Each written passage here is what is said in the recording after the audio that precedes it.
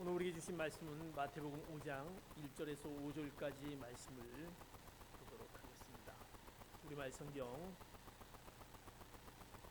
신약성경 4면 4페이지 정도가 되겠습니다. 마태복음 5장 1절에서 5절까지 말씀인데요. 이 말씀을 우리가 한 목소리로 합독하도록 하겠습니다. 1절부터 5절까지입니다.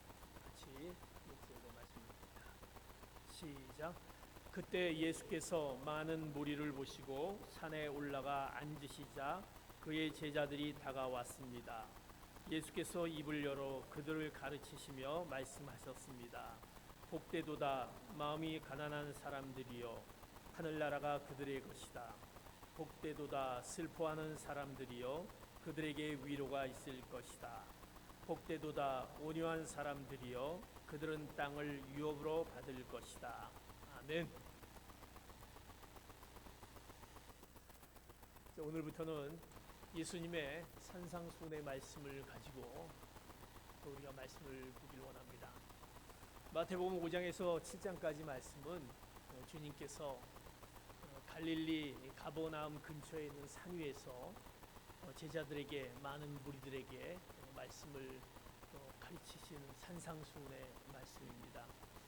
이 말씀은 예수님이 하나님의 백성들이 살아가는데 어떻게 그 삶을 살아가야 되는지 우리에게 가르치신 말씀입니다. 우리 모두는 하나님의 그 구원을 받았습니다. 천국 백성이 되었습니다. 십자가로 죄의 사함을 받고 하나님의 자녀가 되었습니다. 천국을 소유한 하나님의 백성인 우리가 이 땅에서 어떠한 삶, 복 있는 자의 그 삶을 어떻게 살아가는지 주님께서 산상수훈의 말씀을 통해서 우리에게 말씀해 주십니다. 우리가 잘 아는 대로 산상수훈은 이제 유명한 팔복으로 시작되는 것을 보게 됩니다. 8가지 복을 말씀해 주는 것으로 산상수훈의 말씀이 시작이 됩니다. 예수님이 말씀하셨습니다. 복되도다 라고 말씀하셨습니다. 이 말씀은 하나님이 주신 복을 우리 인간들이 받아들이고 인간이 하나님을 찬양할 때 하나님은 그들을 바라보시고 기뻐하셨고 그리고 인정해 주셨습니다. 하나님은 누군가를 바라보고 인정해주며 기뻐하는 그 상태, 바로 복 있는 자의 모습이다 라고 말씀하십니다.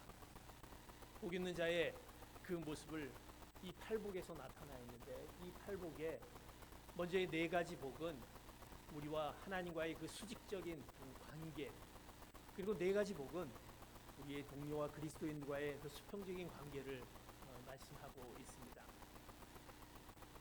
우리가 복 있는 자가 어떤 자인가?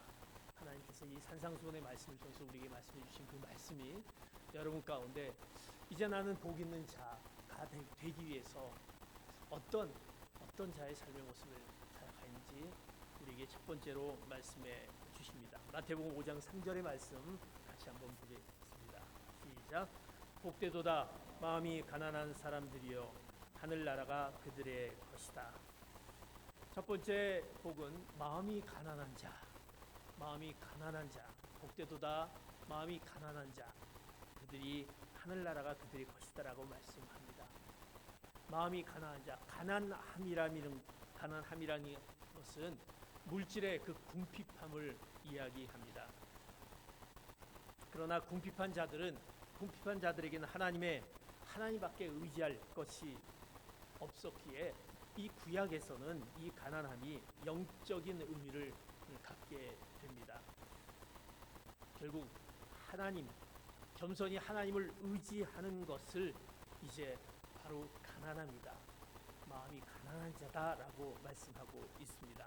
그래서 이사야서는 이렇게 얘기합니다. 영적으로 가난한 자, 우리가 계획개정에 보면 심령이 가난한 자를 하나님께서 하나님의 그 놀라운 그 가난한 자들에게 행하심을 이렇게 말씀하고 있는 것을 보게 됩니다. 이사야서 41장 17절에서 18절까지 말씀을 봅니다. 시작. 힘없고 가난한 사람들이 물을 찾지만 물이 없어서 혀가 다 타버렸다. 그러나 나 여호와는 그들에게 대답한다. 나 이스라엘의 하나님은 그들을 버리지 않겠다. 내가 메마른 산에 강이 흐르고 골짜기 사이에 시냇물이 흐르게 하겠다. 내가 광야를 물 웅덩이로 바꾸고 메마른 땅을 샘물로 만들겠다. 하나님께서 누구를 위해 강을 내시며 마른 땅을 샘물이 되게 하시는가? 바로 영적으로 가난한 자, 심령이 가난한 자에게 하나님께서 바로 강을 내시며 마른 땅에 샘물을 내신다라고 말씀하셨습니다. 또 이사야서 61장 1절에 보면 이렇게 말씀하고 있습니다. 같이 봅니다. 주 여호와의 영이 내 위에 있으니 이것은 여호와께서 내게 기름을 부어 가난한 사람들에게 좋은 소식을 전하게 하려는 것이다. 그분이 나를 보내셔서 마음이 상한 사람들을 감싸주고 포로에게 자유를 선포하고 갇힌 사람을 풀어주고, 또한 말씀하십니다. 마음이 가난한 자들에게 여호와의 기름 부음 받은 자들이 구원의 기쁜 소식을 전할 것이다라고 말씀하고 있습니다. 이 말씀에 나오는 마음이 가난한 자, 이 자는 어떤 자입니까? 돈이 없는 자입니까? 아닙니다. 마음이 가난한 자, 심령이 가난한 자는 자신이 영적으로 가난하며 내가 영적으로 파탄되었다라는 것을 하나님 앞에 겸손히 인정하는 사람들입니다. 그러기에 심령이 가난한 자, 마음이 가난한 자는 하나님을 의지하는 자인 것입니다. 사랑하는 성도 여러분, 내가 하나님을 간절히 내 심령이 하나님을 의지하는 자인가? 심령이 가난한 자 말씀합니다. 이런 심령이 가난한 자, 마음이 가난한 자는 그들은 하나님의 은혜를 구합니다. 하나님의 은총을 구하게 됩니다. 그리고 그들은요, 그들 가운데 감사가, 찬양이 그들의 입술 가운데 나오게 됩니다. 마음이 가난한 자, 심령이 가난한 자는 하나님의 은혜를 구합니다. 그리고 그들 가운데 찬양이 흘러나옵니다. 그들 가운데 감사가 흘러나온다라고 말씀하고 있습니다. 빈손 들고 십자가 앞에 내가 나갑니다. 십자가를 붙들고 내가 의가 없을지라도 도와주심을 바라면서 생명샘에 나가 마음을 씻어 주시옵소서. 마음이 가난한 자는 갈보리 십자가 앞에 나가게 된다라고 말씀합니다. 그 십자가 앞에 나가서 나를 불쌍히 여겨 주시옵소서. 나를 불쌍히 여겨 주시옵소서. 나는 죄인입니다. 마치 세리와 같이 외치게 되는 것입니다. 존 칼빈은 이렇게 얘기합니다. 오직 자기에게 아무것도 가진 것이 없어 하나님의 자비를 의지하는 자만이 바로 심령이 가난한 자다, 마음이 가난한 자다. 얼마나 우리에게 전곡을 찌르는 말입니까? 내게 가진 것이 아무것도 없습니다. 영적으로 나는 파산된 상태입니다. 영적으로 나는 파탄된 상태입니다. 내 안에 의도, 거룩함도 하나님이 보시기에 좋은 것도 하나도 없습니다. 하나님, 저는 죄인입니다. 저를 불쌍히 여겨 주시옵소서. 주님께서 말씀하십니다. 바로 그 가난한 자, 심령이 가난한 자는 복이 있다라고 말씀합니다. 사랑하는 성도 여러분, 이제 우리 모두 바로 심령이 가난한 자, 마음이 가난한 자 되시기를 예수 그리스도의 이름으로 축복합니다. 그들에게 복이 있다라고 말씀합니다. 두 번째, 우리에게 말씀하시는 복되도다 말씀하시는 말씀, 주님의 말씀, 산상수훈의 팔복의 두 번째 말씀을 마태복음 5장 4절 이렇게 말씀합니다. 같이 봅니다. 시작. 복되도다 슬퍼하는 사람들이여 그들에게 위로가 있을 것이다. 이제 심령이 가난한 자는, 심령이 가난한 자, 그들에게 천국이 저희 것입니다 라고 얘기하고, 이어서 이제 말씀합니다. 슬퍼하는 자, 애통하는 자, 애통하는 자에게 그들이 복되도다, 그들에게 위로가 있을 것이다 라고 말씀합니다. 마음이 가난한 자 다음에 나오는 것이 이제 애통하는 자로 나오는 것을 보게 됩니다. 심령이 가난한 자, 당연히 애통으로 나가게 됩니다. 내 마음이 가난하고 내 심령이 가난하면 우리 가운데 애통하게 된다라는 것입니다. 그 애통하는 것은, 슬퍼하는 것은 무엇입니까? 내가 힘들어서 사는 것이 너무 힘들어서, 내가 가진 돈이 없어서 억울한 소리를 들어서 애통하는 것, 그것이 아니다라는 것입니다. 내가 영적으로 파탄된 것을, 내가 영적으로 약한 것을 바로 하나님 앞에 애통하게 되는 것입니다. 내가 이렇게 심히 영적으로 약한 것이기에 하나님 앞에 내가 슬퍼합니다라고 고백하는 것입니다. 성경은요, 우리 그리스도인들이 흘려야 할 눈물이 있다라고 말합니다. 우리 그리스도인들이 눈물을 흘려야 될 것이 너무 많다라는 것입니다. 먼저 우리가 세상에 대해 슬퍼하며 울어야 합니다. 예수님께서는요, 회개하지 않은 예루살렘을 바라보며 우셨습니다. 그리고 시편 기자는 이렇게 얘기합니다. 시편 119편, 136편 이렇게 얘기합니다. 주의 법이 같이 봅니다. 시작. 주의 법이 지켜지지 않으면 내 눈에서 눈물이 강물처럼 쏟아집니다. 주의 법이 지켜지지 않으니 내 눈에서 눈물이 강물처럼 쏟아집니다. 우리 세상이 악으로 치닫는 것을 보고 그리스도인들은 애통해야 하는 것입니다. 슬퍼해야 한다는 것입니다. 바울은 또 그렇게 얘기합니다. 교회 안에서 그들의 잘못된 길로 가는 것을 보고 애통해야 된다. 그들이 믿음대로 살지 못하는 사람을 보고 우리는 울어야 한다. 울었다라고 고백합니다. 그들이 믿음으로 살지 않고 잘못된 길을 가는 그 사람을 보고 바울은 울었습니다. 빌립보서 3장 18절 이렇게 말씀하는 것을 봅니다. 시작. 내가 여러분에게 여러 차례 말했던 것처럼 지금도 눈물을 흘리며 말하지만 많은 사람이 그리스도의 십자가의 원수로 살아가고 있습니다. 많은 사람들이 그리스도의 십자가의 원수로 살아가고 있다는 것입니다. 주님의 뜻대로 살아가지 못하고 믿음대로 살지 못하고 잘못된 길로 가는 것을 보고 우리가 애통해야 되고 울어야 된다. 바울은 이렇게 고백합니다. 사랑하는 성도 여러분, 우리는 분명히 우리 자신을 위해 울어야 합니다. 왜냐하면 우리 안에 슬퍼하며 눈물이 흘려야 될 그 죄가 있기 때문에 그렇습니다. 우리는 너무나도 하나님 앞에 바르지 못한 우리 죄성들, 이것을 보고 우리는 울어야 하는 것입니다. 왜? 내가 죄가 있기 때문에. 에스라는 하나님 전 앞에서 엎드려 울었습니다. 바울은 탄식하면서 이렇게 얘기합니다. 오라, 나는 공고한 사람이로다. 이 사망의 몸에서 누가 나를 건져내랴. 나의 죄된 이 모습 가운데 있는 것을 누가 건져내랴 라고 바울은 슬피 울었다라는 것입니다. 또한 죄 가운데 있는 사람들에게 말합니다. 어찌하여 너희는 애통하지 않느냐. 우리는 우리의 죄를 애통해야 한다라는 것입니다. 내가 갖고 있는 죄 문제를 놓고 하나님 앞에 애통하며 슬피 울어야 합니다. 우리에게 이러한 눈물이 필요합니다. 유명한 주석가 렌스키는 이렇게 얘기합니다.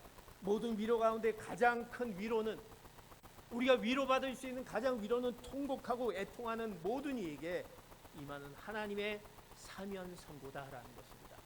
하나님에게 사면 선고할 수 있는 것은 내 죄된 모습을 보고 하나님 앞에 애통하는 것입니다. 울어야 하는 것입니다. 슬퍼하는 것입니다. 그럴 때 하나님은 애통하는 자의 죄를 용서해 주십니다. 우리 가운데 있는 죄된 모습을 하나님 앞에 애통하면서 슬피 울 때 하나님이 그 가운데 우리의 애통함을 보고 우리의 죄를 용서한다라고 말씀합니다. 사랑하는 성도 여러분, 우리가 애통하는 그런 자가 복되도다 말씀합니다. 그런 자에게 위로가 있다라고 말씀하는 것을 보게 됩니다. 어느 목사님이 이제 이런 고백을 하였습니다. 그 목사님은 이제 미국의 유학 시절을 이제 보내게 됩니다. 그 유학 시절이 얼마나 힘들고 어렵겠습니까? 그 유학 시절을 보내면서 늘 그 마음 가운데 부모님, 한국에 있는 그 부모님을 생각하면서 늘 마음이 좀 어려움이 있었습니다. 내가 이렇게 떠나와서 부모님을 섬기지 못하는 거에 늘 마음에 안타까움이 있었습니다. 그래서 이제 한국에 있는 아버님을 이제 모셔서 내가 좀 얼마간 내가 아버님을 좀 섬겨드려야 되겠다라고 생각을 했습니다. 그 당시 아버님은 80이 이제 넘으신 아버님이셨습니다. 유학 시절이니까 이제 좁은 아파트에서 거기서 이제 목사님은 살아가고 있었습니다. 이제 아버님을 모시고 왔습니다. 아버님이 오셨지만 이제 80이 넘으셨기 때문에 이 미국 땅에 와서 무엇을 할 수 있겠습니까? 아버님 매일 하는 것이 이제 집에서 이제 식사 또 차려드리면 식사를 하고 그 다음에 식사 마치면 이제 성경을 보게 됩니다. 그리고 성경을 듣고 또 기도를 합니다. 자녀를 위해서 기도합니다. 이것이 반복된 아버님의 그 미국 생활을 보게 됩니다. 처음에는 그 아버님의 모습을 보고 얼마나 아름답게 보였던지 몰랐다고 고백을 합니다. 아버님이 저렇게 정말 신앙생활을 저렇게 우리 자녀를 위해서 또 이렇게 하시는 모습을 보고 굉장히 아름다웠다고 합니다. 시간이 점점 지납니다. 아버님이 이제 미국 생활에 같이 뭐 아파트를 봐야 얼마나 뭐 크겠습니까? 좁은 아파트에서 아버님을 모시는 것이 얼마나 좀 불편함이 있겠습니까? 근데 시간이 자꾸 지나다 보니까 아버님이 자꾸 이제 그 시간이 지나다 보니까 아버님을 모시기로 이렇게 마음을 갖고 내가 이제 아버님께 좀 효도를 해야 되겠다고 마음을 먹었는데 시간이 자꾸 지나가다 보니까 이런 생각입니다. 이제는 좀 돌아가실 때가 되지 않느냐, 이제 한국으로 좀 돌아가셔야 되지 않느냐, 그 불편함이 생겼다라는 것입니다. 그 목사님은 그런 자신의 마음을 보고 내가 매주 강단에서 설교하는 이 목사인데 그런 목사 어느 날 기도하다가 나의 그런 마음 가운데 있는 모습을 보고 그 목사님이 통곡을 하게 됩니다. 애통을 합니다. 하나님, 제 마음이 이렇게 이런 마음이 갈 수가 어떻게 있을 수 있겠습니까? 너무나 더럽지 않습니까? 나를 이렇게 평생 길러주었던 아버님을 내가 섬기고 효도하겠다라고 했는데 이제 조금 지나고 나니까 이제 내가 좀 불편하다 보니까 왜 한국으로 돌아가시지 않지? 다시 형님네로 가셨으면 좋겠다라는 그런 생각을 가졌던 그 자신의 그런 모습을 보고 그 애통하면서 인간의 모습이 이런 모습이다라는 것을 보게 됩니다. 사랑하는 성도 여러분, 우리 가운데 나의 그 애통해야 될 모습들이 얼마나 많이 있습니까? 내가 하나님 앞에 신앙적으로 산다고 하면서 내가 하나님 앞에 정말 하나님을 기쁘시게 하는 그런 신앙적인 모습 가운데 내가 살아가고 있는지, 나의 가정을 보면서, 나의 자녀를 보면서, 나의 가정 가운데, 나의 자녀 가운데 하나님을 섬기는, 하나님 앞에 바로 쓴 가정의 모습을 내가 갖고 있는지, 그 모습을 위해서 내가 하나님 앞에 얼마나 애통하며 슬피 울면서 하나님이 기뻐하신 나의 삶을 내가 살아가고 있는지, 그런 슬픔이 나에게 있는지 모르겠습니다. 내가 하나님 앞에, 하나님께서 우리에게 복음을 전하라는 말씀을 우리에게 주셨는데 그 복음을 전하지 못하는 나의 그 모습에 애통함을 하나님 앞에 놓고 내가 이런 모습을 갖고 있습니다. 하나님이 우리에게 분명히 명령한 그 말씀이 있는데 그것을 내가 어떻게 귀담아 듣고 있습니까? 라는 그런 우리 하나님 앞에서 애통하는 모습이, 그 슬퍼하는 모습이 있을 때 하나님께서 우리에게 위로를 주신다라는 그 말씀이다라는 것입니다. 사랑하는 성도 여러분, 하나님 앞에 애통하지 않을 심령이 어디 있겠습니까? 우리는 애통해야 합니다. 그래서 예수님은요, 애통하는 자는 복이 있나니, 애통하는 자는 복이 있나니 그들에게 위로를 받을 것이다라고 말씀합니다. 우리는 하나님 앞에 기도의 시간에 애통해야 될 것입니다. 내가 하나님 앞에 하나님, 제가 기도할 제목들이 이런 기도한 제목들입니다. 내 마음에 이런 모습들 가운데 있는 것을 정말 슬피 울면서 나의 영적으로 파탄된 모습을 보면서 애통할 때 하나님께서 우리의 눈에서 눈물을 씻어준다라고 말씀합니다. 우리를 위로해 주신다라고 말씀합니다. 사랑하는 성도 여러분, 우리가 애통하며 슬퍼야 될 것, 우리가 위로받을 것은 우리가 하나님 앞에 애통할 때만이 하나님이 우리를 위로해 주실 것이다라는 그 말씀을 기억하면서 성도 여러분, 애통하는 여러분 되시기를 축복합니다. 우리가 내 가운데 있는, 영적으로 잘못된 내 가운데 있는 그 모습을 하나님 앞에 통곡하는 그런 신앙의 모습, 그런 마음이 가난한 모습, 심령이 가난한 모습이 우리 가운데 있기를 축복합니다. 그럴 때 하나님이 우리를 위로해 주신다라는 것입니다. 여러분이 누구에게 위로를 받기 원합니까? 내가 위로가 되는 것이 무엇이겠습니까? 우리가 하나님 앞에 애통할 때, 슬피 울 때 우리를 위로해 주신다는 말씀을 기억하며 애통하는 귀한 성도 여러분 되시기를 축복합니다. 주님은 우리에게 말씀합니다. 이제 어떤 자에게 복되도다. 마태복음 5장 5절의 말씀 이렇게 말씀합니다. 다시 봅니다. 시작. 복되도다 온유한 사람들이여, 그들은 땅을 유업으로 받을 것이다. 주님은 우리에게 말씀합니다. 복되도다. 어떤 자에게 복되도다. 온유한 사람들이요, 온유한 자에게 복되도다 말씀하고 있습니다. 주님은요, 주님 자신을 온유하고 겸손하다라고 말씀하셨습니다. 온유하다는 것은 무엇입니까? 그것은요, 다른 사람을 대하는 겸손한 태도인 것입니다. 다른 사람을 대하는 겸손한 태도. 그런데 다른 사람에 대해서 온유하게 대하는 것이 왜 그렇게 어려운 것일까? 내가 다른 사람에게 대하는 태도가 왜 이렇게 어려운 것일까? 20세기 최고의 설교자 로이드 존스 목사님은 이렇게 말씀합니다. 우리가 하나님 앞에서 자신을 죄인이라고 자백하는 것은 비교적 쉬운 일이지만 다른 사람들이 나를 죄인이라고 말하도록 허용하는 것은 훨씬 더 어렵다. 이렇게 얘기합니다. 왜냐하면 본능적으로 그것은 우리가 불쾌함으로 여기기 때문에 내가 하나님 앞에 죄인이라고 얘기하는 것은 쉽지만 다른 사람이 나를 죄인이라고 말하는 것을 내가 인정하고 허용하는 것은 어렵다라는 것입니다. 좀 더 쉽게 얘기하면 우리가 예배 시간에 하나님 앞에서 우리는 자신을 불쌍한 죄인이라고 고백하는 것 굉장히 쉽습니다. 저는 죄인입니다. 제가 죄인입니다라고 하는 것. 우리가 예배 시간에 주님 앞에 나와서 이제 참회의 기도를 올려드립니다. 우리가 하나님 앞에 우리 잘못된 것을 참여합시다라고 했을 때 주님 저는 불쌍한 죄인입니다라고 제가 여러분들에게 우리의 죄인인 것을 우리가 하나님 앞에 고백하시다라고 따라하라고 했을 때 성도님들은 같이 다 기쁘게 저는 죄인입니다라고 우리는 따라합니다. 그런데 우리가 예배를 마치고 어느 집사님이 와서 나에게 대놓고 당신은요 불쌍한 죄인이에요 이렇게 얘기한다라고 한다면 우리는 어떻게 합니까? 그 말을 들은 우리는요 굉장히 화가 날 것입니다. 분노가 일어날 것입니다. 당신이 나를 죄인이라고 해? 이렇게 한다라는 것입니다. 왜 내가 죄인이야? 라고 우리는 따질 것입니다. 우리는 다시 말해서 방금 전 우리가 하나님 앞에 죄인임을 인정했을지라도 다른 사람들이 그렇게 표현하는 것에 대해서 인정할 마음의 준비가 되어 있지 않다라는 것입니다. 하나님 앞엔 그렇게 하지만 다른 사람이 나에 대해서 얘기하면 나는 그것을 인정할 수 없다라는 것입니다. 바로 여기에 근본적인 위선이 있다라는 것입니다. 온유함이 없을 때 우리는 위선적으로 행동할 수밖에 없습니다. 이것이 우리가 다른 사람들을 온유하게 대하지 못하는 이유인 것입니다. 그러면 어떤 사람이 다른 사람을 온유하게 대할 수 있습니까? 하나님은 말씀합니다. 자신을 올바르게 바라보는 자, 애통하는 자, 자신의 참모습을 보고 애통한 사람만이 다른 사람을 비로소 온유하게 할 수 있다는 것입니다. 온유한 사람은 어떤 사람들입니까? 하나님과 다른 사람이 그들의 방식대로 그들을 생각하고 그들의 방식대로 그들을 대할 수 있다고 인정하는 사람이 바로 온유한 사람인 것입니다.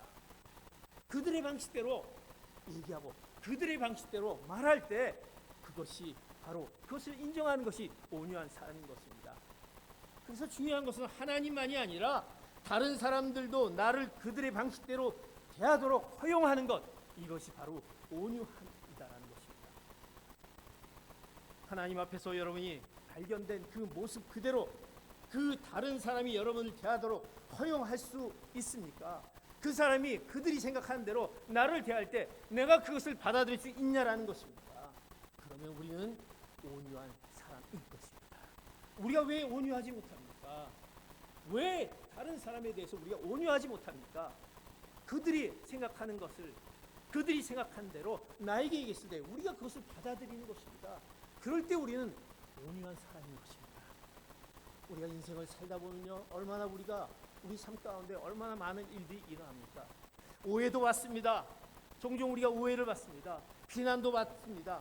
또 억울한 그런 가운데 우리가 빠지게 됩니다. 모함과 험담을 들을 때가 있습니다. 특별히 우리가 교회 안에서 그런 일들을 많이 우리가 경험하게 됩니다. 우리가 하나님 앞에서 열심을 다해서 충성을 다하고 열심을 다해서 섬겼는데 돌아오는 것은 칭찬과 영광이 아니라 오해와 비난과 그 속에 있는 것을 우리가 경험하게 됩니다. 그럴 때 우리는 그런 반응을 할 때, 그런 것이 우리 가운데 올 때 우리는 어떻게 반응하십니까? 나에게 왜 이런 일이 있어야 돼? 왜 내가 이런 일을 받아야 돼? 라고 그 일을 펄쩍 뛰는 사람이 있습니다. 그리고 그건 내가 가만히 못 있어. 내가 그런 일을 듣고 내가 어떻게 참아? 따지게 됩니다. 누가 그런 얘기를 했어? 그리고 그 사람을 찾아가면서 당신이 이랬어? 당신이 뭘 한다고 날 이렇게 했어? 라고 우리는 공동체와 어떻게 보면 이 온교회를 흔들어버리는 그런 가운데 있다고 한다면 그것은 온유함이 아니다라고 말씀하고 있습니다. 주님은 우리에게 이렇게 말씀합니다. 왜 그렇게 흥분하니? 왜 그렇게 따지니? 예전에 내 모습을 인정하지 않니? 네가 나한테 뭐라고 했냐? 네가 내 앞에서 애통하고 독하면서 뭐라고 했느냐? 내 앞에 죄인이라고 인정하지 않았느냐? 하나님 앞에서 위선을 하고 있었던 것이다라는 것입니다. 하나님 앞에서는 그렇지만 왜 내가 사람들 앞에서 그렇게 하지 못했냐? 하나님 앞에서 스스로 못난 자라고, 심령이 가난한 자라고 고백했지만 다른 사람들이 내 심령이 형편없다고 말하는 것을 참지 못했다고 한다면 이것은 온유함이 아니다라는 것입니다. 사랑하는 성도 여러분, 여러분은 어떻습니까? 내가 정말 온유한 자입니까? 오늘 성경은 주님께서 산상수훈을 통해서 이렇게 말씀합니다. 사랑하는 성도 여러분, 누가 이 땅을 차지하게 됩니까? 이 땅의 기업을 차지하게 된다고 말씀하고 있습니까? 놀랍게도 주님은요, 온유한 자가 이 땅을 차지하게 될 것이다. 이 기업을 차지하게 될 것이다라고 말씀합니다. 이 땅에서의 가장 큰 재산, 내가 갖고 있는 가장 큰 재산이 무엇입니까? 여러분이 통장에 있는 잔고가 굉장히 많으면 그것이 가장 큰 재산입니까? 내가 가지고 있는 부동산입니까? 내가 가지고 있는 그 무엇입니까? 가장 큰 재산은 바로 사람인 것입니다. 사람을 통해 이 모든 것을 얻을 수 있다. 사람을 통해서 이 모든 것을 얻을 수 있다. 어떻게 사람을 통해서 얻을 수 있습니까? 온유한 마음을 가질 때 온유한 자에게 주위의 사람들이 모이는 줄로 믿습니다. 그 온유한 자에게 사람들이 모이기 시작합니다. 온유한 마음을 가지면요, 성도들이 그를 존경하게 됩니다. 그에게 찾아갑니다. 온유한 자에게 자녀들은, 온유한 부모님에게 자녀들은요, 존경을 받게 됩니다. 온유한 자에게 형제들은 사랑하게 됩니다. 돈이 많지 않아도 행복하다라는 것입니다. 그래서 예수님은 그것을 알기 때문에 말씀합니다. 온유한 자는 복이 있나니 그들이 땅을 기업으로 받을 것이다. 사랑하는 성도 여러분, 나는 온유한 자입니다. 온유한 자입니다. 이 땅의 모든 가정들, 이 땅의 모든 교회와 이 나라가 온유해지기를 예수 그리스도의 이름으로 축복합니다. 주님은 우리에게 이 말씀을 통해서 복되도다, 복되도다, 복된 자가 누구인가? 심령이 가난한 자, 애통하는 자, 온유한 자, 이 말씀을 하면서 우리가 그리스도인으로서, 하나님의 자녀로서, 천국 백성을 가진 자로서 이런 복된 자, 주님이 우리에게 가르치는 이 세 가지, 이제 앞으로 계속된 팔복에 대한 내용을 이야기하지만 오늘 마음 가운데 내가 얼마나 마음이 가난한 자인지, 심령이 가난한 자인지, 내가 얼마나 하나님 앞에서 애통하는 자인지, 내가 온유한 자인지 이 말씀을 기억하며 참으로 주님이 우리에게 원하시는 그 복된 자의 삶을 살아가시는 귀한 성도들 되시기를 예수 그리스도의 이름으로 축복합니다. 복된 자의 삶을 살기 위해요, 주님의 말씀을 이제 그 말씀대로 실천하며 따라가는 여러분 되시기를 다시 한번 예수 그리스도의 이름으로 축복합니다. 기도하시겠습니다.